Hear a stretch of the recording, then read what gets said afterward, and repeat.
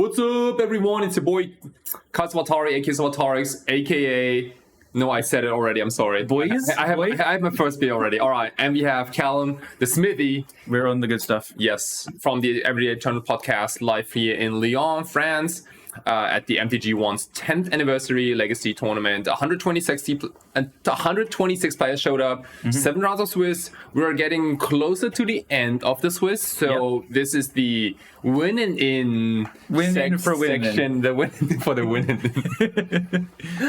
portion of this tournament. And don't worry, that's going to be like a top 8 too. Yep. And with crazy prizes on the line. Like we haven't mentioned this like too much, but it's actually, you get a foreign black bordered Underground Sea as the first prize, and you also get like 700 euros for the second, and like the list goes like on and on and on until top 32 in a 120 player tournament, right? This is like I'm not good at math, but I feel like this is like every 5th or 6th player gets something. Yeah. Kind of, yeah, which is a very good rate, right?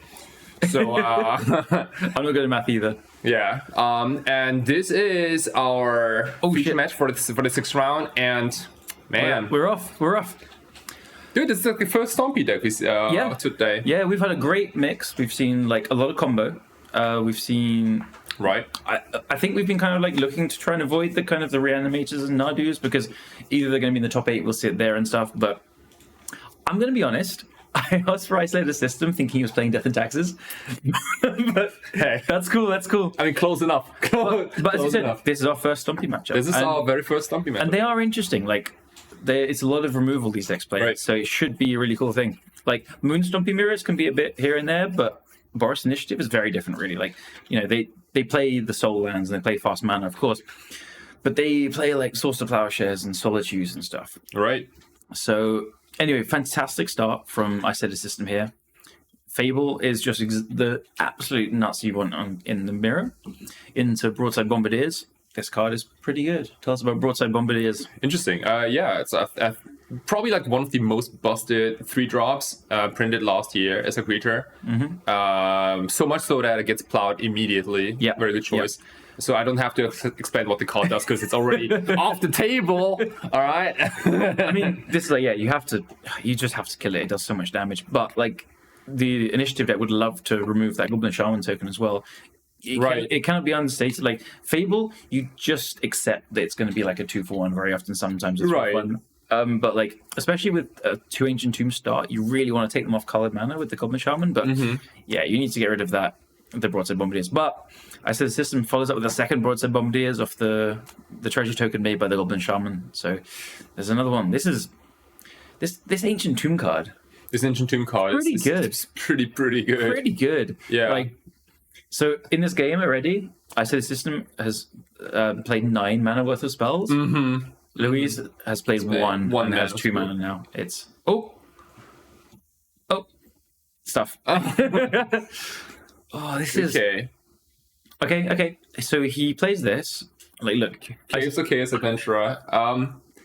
So I mean, this is what the Boros deck is all about, right? Like initiative, taking the initiative, but also keeping it. And I don't know what the keeping part. So he probably has a Solitude in hand. Hopefully, that's step 1. Because otherwise, on board, the Broadside Bombardiers can attack. Throw the Kiki at the Caves of Chaos Adventurer, and then it's 2 things. Chat saying the Simian Spirit Guy's exiled. You're right. Hopefully he gets caught. Yeah. It won't actually change anything. It won't matter too much in this game, maybe, but yeah. If there's like a big serious rules violation, we'll try and get someone down there. But yeah, you're right. Good catch. But yeah, I think I saw a Solitude in Louis' hands. There's a Seasoned Engineer and a Solitude. So we're going to get rid of that Broadside Bombardiers before it attacks. And then, if I say the system doesn't have a kind of removal spell for the Caves of Chaos Adventurer, that 2/2 can't attack into a 5/3. And then he probably just gets very aggressive. Yes, sir. Yeah. Like, put 2 counters on it, attack, maybe play another spell. Even though the Swords and the Solitude has gained some life, Ancient Tomb damage ticks up. It definitely adds up. Yeah. It definitely adds up. Yeah. There's a high chance that the players knew what they're going to face on the other side, because like the Blood Moon, which I think is like the best card to play on turn 1, was pitched to Chromox. Yeah. And it's a terrible card in this matchup, right? It's Yeah. like both decks are more or less mono red. Like, yeah. This is a product of just the later rounds of a tournament. Yeah. Like, so I know they were sitting off the sides of one table last round. They were like sitting almost next to each other. So they just know. It's not even like scouting and stuff. So we've got Solitude coming in as we expected. So this is the movement to combat. That means there's no other haste creatures coming in. Fury is a sorcery speed removal. And we just see a Blood Moon in Isolated Systems hands. So yeah, the initiative has been kept. Like, you could technically cast a Blood Moon as a way to not take any damage from the Ancient Dooms maybe anymore. If the game was really long. But see here, he has a Blood Moon and a Fury in hand. So the attack is to hard cast a Fury next turn. And this is, but he could have like evoked the Fury pre-combat in an attack. But I don't know. I think that's probably wrong, because he wants the Fury in play to copy with Kiki-Jiki next turn. So Womp, 4 life down, Fury comes in. He keeps the initiative though. He gets the Scry 2 here. We know he has another Seasoned Engineer in hand. Oh no, it exiled to the Solitude, apologies. Wow, he goes to the Scry mode. Okay. Yeah, well, because he has no creature in play now to go on. Right, and that's why we have you on the cast here, because I would have done the opposite and probably lost the game already. All right. 2 counters on your creature. Yeah, 2 counters on the Fury, on the opposing Fury. It's like Interesting. That's for all your troubles. Okay. Okay. Yeah, this is conceded. Okay. Fast game. That makes sense though. But this is how it usually goes, right? Like in these Stompy mirrors. Like Stompy mirrors are fairly fast, and they're always so quickly, because you get to use so much more mana than regular Magic, because you have all these like Ancient Tombs. Yeah, I mean this was the power of Ancient Tomb, when one person had it and the other didn't. One had to spend 2 Spirit Guides to just to get the blast of mana. Yeah. The other person spent some life points. And it's fine. Yeah. So we have the deck list of the mono red Moon Stompy deck list, and boy, do we have a lot of creature removal. We have Pyrokinesis in the sideboard. We have Fiery Confluence. We have Dead Gone.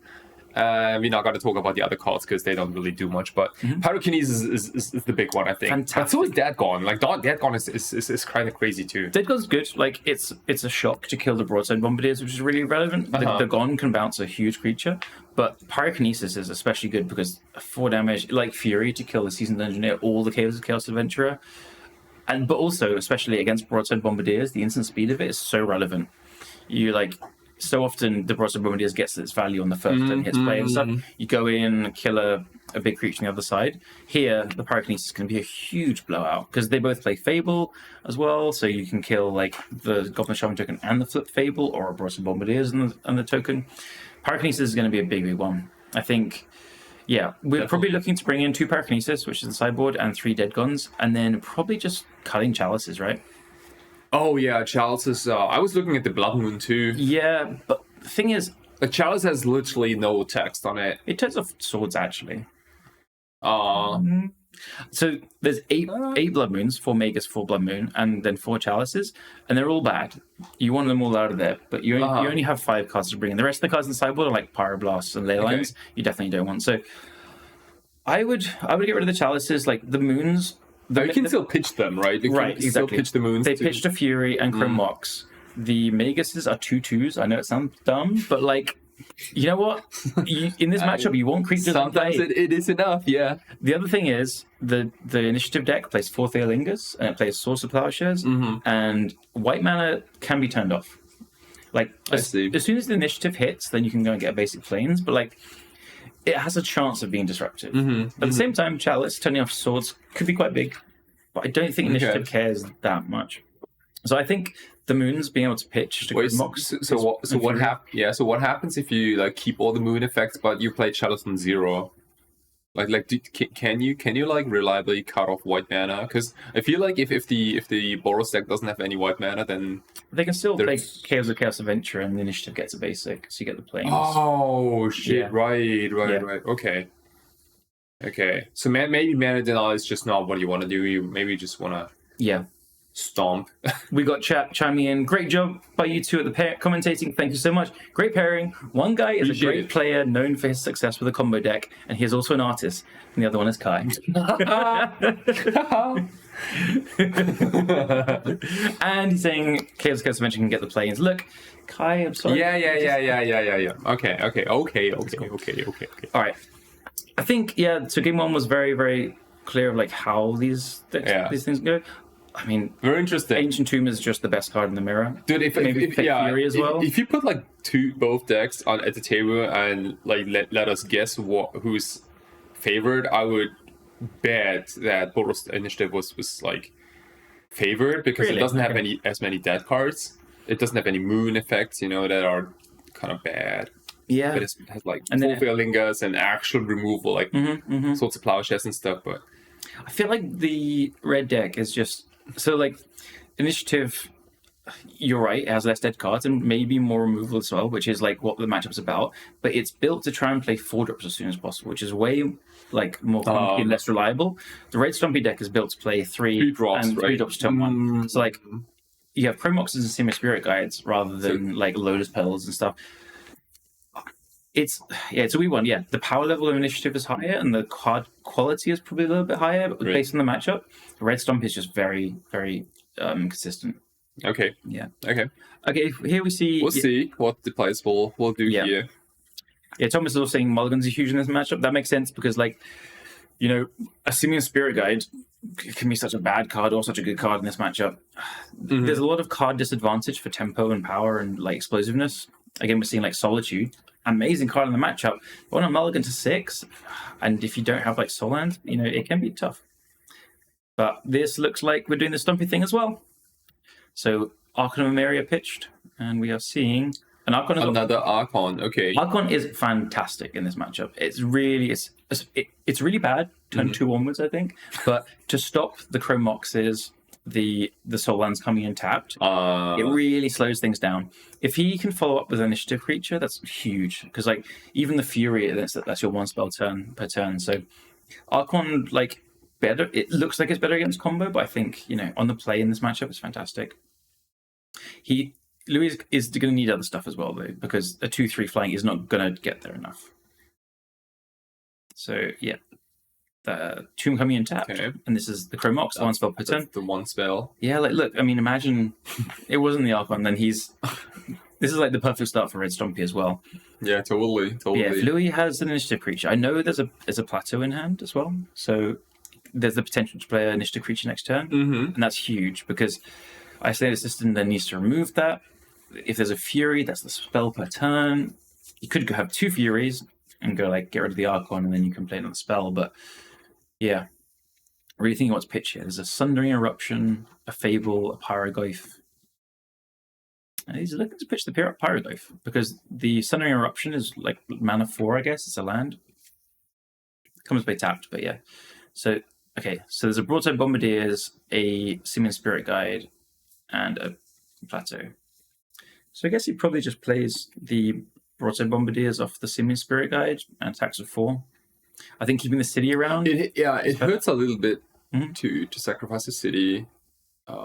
But if you do it the other way around, you'll have 3 mana next turn. This way you have 4 mana in case you don't deck an Initiative creature. So this is 4 damage, and the Ancient Tomb on the other side is going to deal some damage. And then the Broadside Bombardiers can sack the Archon for 5 damage as well. Oh, right. So depending what is in hand here, it's just a lot of damage potential coming in. Yeah. But, ouch. Okay. So that's the spell per turn. I think he's going to play the Sundering Eruption as a land now as well. So I think I spied a Ring as well. And I spied a Chalice. So that's how he sideboarded. Okay. Yep. Okay. All right. But yeah, like this matchup favors like the play draw like massively. I think. Yeah. Right. Like I think like if Moonred Stompy was on the play and had like a Fable turn 1, for example, against an Archon, like that's like a total different story. Oh god, yeah. Do you think Archon comes out in the draw? I guess it depends how many back cards. It might, right? Like it might, but like I do like the flying thing. Like it does. It's also 2/3 to block a 2/2 Goblin Shaman. Oh, sure, yeah. Yeah. Yeah. So Louis drew another land. Definitely not what he wanted. He like a fourth Lingus or an initiative creature would have been insane here. Probably put the game away. But as it stands, it's probably close. I think he might be deliberating over like flinging the Chrome Mox. At the Goblin? Maybe? Yeah. Oh no, he looks like he's in second main. He's just playing a land. So he's drawn another city. So he still has 4 mana next turn. But now he gets to go and loot a bit. I think this is where we might see something like, 2 removal spells. If he has a Fury or something, or if he's a Broadside Bombardiers, he can get rid of the Archon first if he can, and then he can play a second removal spell on the Broadside Bombardiers. So what would be great here is like a Fury, kill the Archon, then Dead Gone. Oh yeah. Because then like Louis is kind of dead in the water. Yeah. Yeah. He's got 1 card in hand, no creatures in play. He's got him at 10 life, but like yeah. It was an explosive start, but like kind of just no follow up. Okay. Just got him 1 card. He kept the chalice. He kept at least a chalice of the board. Maybe he took out like 2 chalices, 3 blood moons or something. Some mix. But you could be right that blood moon, like my guess was the pitch would be worth more, but yeah. All right, he attacks in, gets the token. 10 life is not a ton though. He's probably gonna play a ring here, maybe then. But like, I don't know. There's 9 damage on the board. If he taps the tomb and doesn't deal with the creature or play a ring, he's dead. So he can't do that. He'll know that for sure. Yeah, see Broadside Bombardiers, Dead Gone, Fable, 1 ring, and Fiery Confluence. I think. Yeah, Fiery Confluence, actually, we forgot that would come in as well. Like, we were thinking 5 cards. Right. So maybe all the moons just go. What is he going to do? Yeah, plays a ring. Okay, makes sense. So go down to 8. So we get a little bit of a safety here. Yeah. Can I draw immediately? Probably. Because you might draw what, like a Fury eventually, maybe, or some other pitch spell. A land, I think, because he can't cast another spell this turn. But if he drew a land, he could play it, like, especially a non-basic that comes play tapped. But yeah, so initiative just has to take the turn off here. Yeah, this is brutal. Like the 1 ring is brutal in the matchup like this, right? Yeah, especially when you're like behind. It just gives you, although it's his turn to play it, it just gives you like a relief and stuff, and he can set up to, because now he has Dead Gone and the treasure. He can probably like end of turn kill the Broadside Bombardiers because that's his 1 spell per turn. Untap, right? Yeah. Thing. Probably what we're gonna see.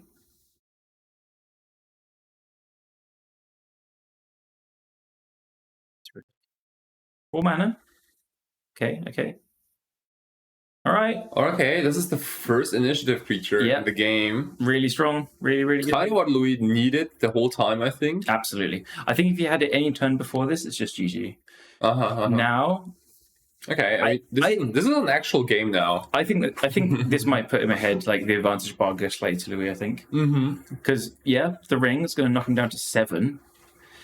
The Ancient Tomb, he probably needs to use it, right? The Archon is still there, making non-basics come into play tapped.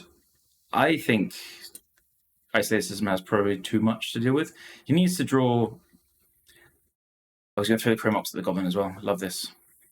Yep. I would have liked to have seen Isolacism use the Dead Gone on the Broadside Bombardiers here. But... like before combat? Yeah, I think so. Awesome. But I can see it.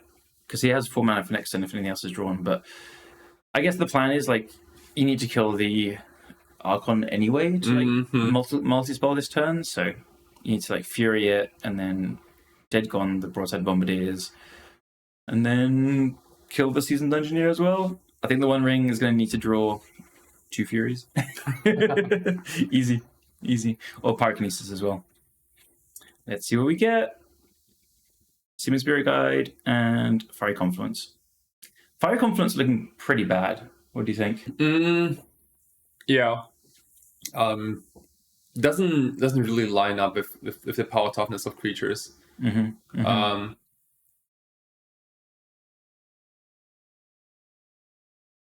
Okay, so I guess this is going to just deal 3 damage to each creature. I say it looks bad, and then he uses it. But I mean, it's a 2-for-2 trade. thing is, okay, so he can use. Okay, he can bounce the Seasoned Engineer. Okay. Yeah, That's maybe my like maybe in response. Let's just see like in which room we go and upkeep, right? Like if you go on the forge room, then we can bounce the initiative creature in response, maybe. Yeah. Even though then like you give your opponent the opportunity to recast the Seasoned Engineer. Yeah, I think he needs to go into the counters room, not because he thinks the Seasoned Engineer is like. It's lethal then, like if he gets protected from creatures. So he's attacking. Oh, he throws the ring. Oh, that's of course. That is very good. Oh wow, yeah, this completely turns. Of course. Yeah, because now you get the initiative. Okay, it's also. Oh my goodness, dude. This is like far more dynamic than I thought. Yeah. I just completely didn't see the broadside moving this. I think. Yeah, throwing the ring is so gross, like 6 damage, and then that was going to kill him as well. Because what I was getting to was like, if you can keep the initiative, then you go into the trap room and that's 5 life, and that's right. No, that was a good line. That was a really good line. Also a good mountain we just picked out. Yeah, I think it's like Odyssey or something. I don't know. Yeah, I think it is. So we know that he has a basic planes in his hand from the initiative, and then a fresh card. Looking rough. 5 life is the trap room, but you need to get there. Okay. Oh, he's found a broadside bombardiers of his own. Interesting. But there's nothing in play, so he attacks him down to 3, takes the initiative. Oh, he has a dead gone. Yeah. Oof. Oh, brutal. Gosh. Oh, my goodness. Because if not, you can attack, hit him, take the initiative back, and put 2 counters on it, so that like you can't just throw a Chrome Mox at. Gotcha. Yeah. You could like play a Human Spirit Guide and then throw that at something, so he could kill it. But I think Red Stompy's just gonna pull ahead now. Stomp. Yeah, I mean, perfectly played by Isolation System. This broadside bombardiers card, just so good. Otherwise, the ring would kill him as well, right? Yeah, like there's 2 counters on it. Yeah, this card is like so messed up in Stompy decks. Yeah. Chat saying, Tom saying, awesome line. Yeah. Really, really good. Just seeing everything, taking the initiative, wiping the board. And completely contrary to everything that I said before that, like, I was like, Fiery Confluence looking bad, cast Fiery Confluence. Oh, for the win. Oh dear. This is where we get the big bucks. Yeah.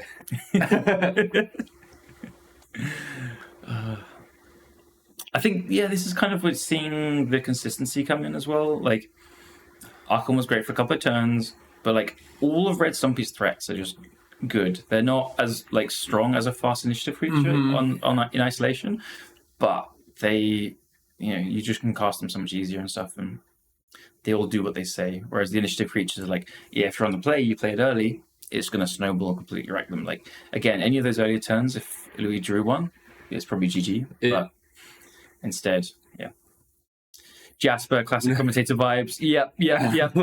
We just like get it into existence. We're like, okay, it'd be really good if you did this or that, and they do the opposite, and it's just the best play. Okay. So you can make this one big. Like this isn't bad necessarily, right? Like this is like probably one of the better draws for initiative, but like he's a lot. Like where do you go with this? Because like, why do you go with this? Like it's clear to me that like you can't do it with combat. Like I think you have to enter the trap room somehow, right? Like at all costs. Yeah. Because there's no life gain in this matchup. Like mostly, right? There's also plowshares maybe, but other than that, it's fair. People go really aggressive on. I think Stompy has lethal here. His hand is Bombardier's Fiery Confluence. So you play the Bombardiers, attack with everything, sacrifice 1 Bombardier to throw at the Caves of Curse Adventurer, the blocker, take 8 down to 4, and then cast Fiery Confluence for 6 damage. Oof. Yeah. Oof. Yeah. Or he doesn't even need to throw it. Like, you can just say, you can block a 2/2, and then it's 8 damage coming through. It's actually lethal. So what do you throw at the Adventurer? You don't need to throw anything. Oh, you don't throw anything? Yeah. Broadsiders, menacing shooter, hardcore spirit guide. Yeah, 4, 5, 6, yeah. 7. So like, throw that down to 2 life, and then just throw a treasure. Oh, right. So it doesn't even need the fiery confluence, but gonna cast it Wow, anyway. as a burn spell. That will do it. That will do it. That game was tight though. It was tight. It was definitely tight. I thought that the Boros deck was miles ahead after that Archon start. Miles ahead, right? But there was just no follow-up. Yeah, that was the thing. That was again the inconsistency that like trying to play 4-drops brings versus playing 3-drops with these things, because like your Chromox and Soulland perfect, but then we saw like Initiative's Chromox is just adding white because the second Archon was added into it. You need to then like play another land, sacrifice the city, and then I don't know. Interesting. No, I mean this was quite dynamic. I liked it a lot. And again, like there's a big chance that Mono Red Stompy makes it into the top 8. I think so. We'll find out. Maybe they're able to do ID next round to There's a good chance into the top 8. But Jasper says, "Is Red Stompy the good guy in this matchup?" Weird. What do you think, dude? I mean, like as long as you have, like, as soon as you grab Blood Moon and Chalice, you cannot be the good guy. I think. No, I think Initiative's the good guy. Oh, yeah, it's played probably less. It plays Source of Clashes, which is like a 1-mana spell. That's quite fair. Yeah. It doesn't play the ring. It's. I'm gonna say Initiative's definitely the good guy. Yeah, dude, like Blood Moon sucks. Yeah.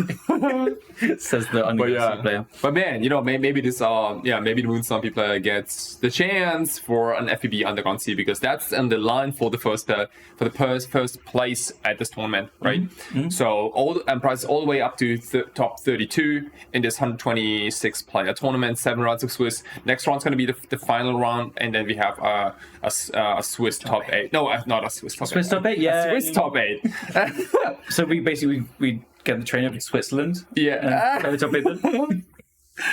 And an FBB Black Bordered Underground Sea is promised for as the first place prize for an event like this, which is insane. It wasn't even in the prize pool. It was just like it was added. Yeah.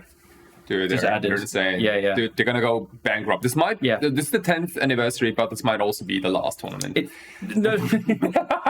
There is another tournament coming up. That is very true, everyone. So if you haven't marked any of your calendars, you should do it now, because the next event is most likely at the end of May, beginning of June. I think the first weekend in June. They said it's pretty much confirmed. And it's going to be a special one because it also hosts a couple of other side events. Mainly a team trials event on Friday. That's the big one. It's not, basically, the way it is now is, Saturday, Sunday, we have these 2 events. As we were saying, it's really nice to have 2 separate events. You can like change decks and stuff. But the Friday was not open here. So they're going to rent the hall for Friday, but so people can come in on the afternoon, and they're going to do an event. So it's probably team trios. They're probably going to try Pauper, but it's kind of up in the air at the moment. Sure. Basically, the idea is people can come Friday morning, get to the area, get to your Airbnb, checked in, whatever, and then come here. They've got a bar, they've got food. People can come and chill out, play some stuff. It's meant to be like a really chill vibes Friday, get in and stuff. Awesome, yeah. So mark your calendars. The first weekend in June, the end of May. I've heard that it's the same weekend as the Four Seasons Bologna event, which is a little unfortunate. But if you had enough pizza and if enough Italy for months, then you should definitely see this as a really nice alternative with really good prices and good company and get food some too. snails. So get something else. All right, this is the end of the round number 6. Thank you so much for watching, guys. Again, make sure to hit the like and subscribe button on the MTGOnes channel on both YouTube and Twitch. And we'll be back shortly with round number 7, the last round. Winning in, baby. Yep. Winning for the C.